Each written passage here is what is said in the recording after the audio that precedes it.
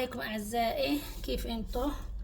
ان شاء الله اليوم بدنا نعمل مشروب التركيز. كلياتنا عندنا الحمد لله ممح التركيز، لا منركز ولا يلا الله بعين. الكل باخذ فيتامين بي 12. بدنا معلقة لوز، معلقة جوز كبيرة، معلقة كرفة صغيرة، كرفة تعمل الطعم والريحة، وبدنا معلقة زبيب كبيرة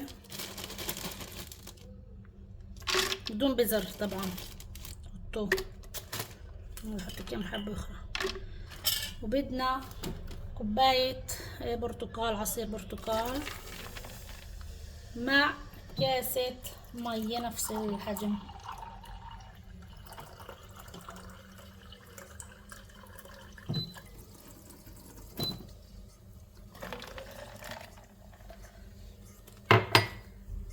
كله نخلطه مع بعضه بالبلندر.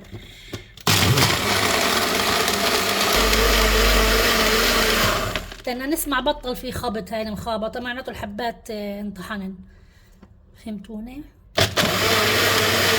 بعد في شوية خبط راح الخبط. بعملين كاستين، هاي الكمية بتعمل كاستين،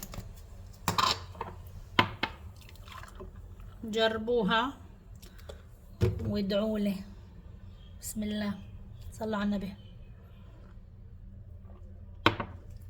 جد طعمه بجنن. القهوة هيك الكرفة عملت له طعم وعامل ريحة بتجنن، مع البرتقال الفريش صبابة.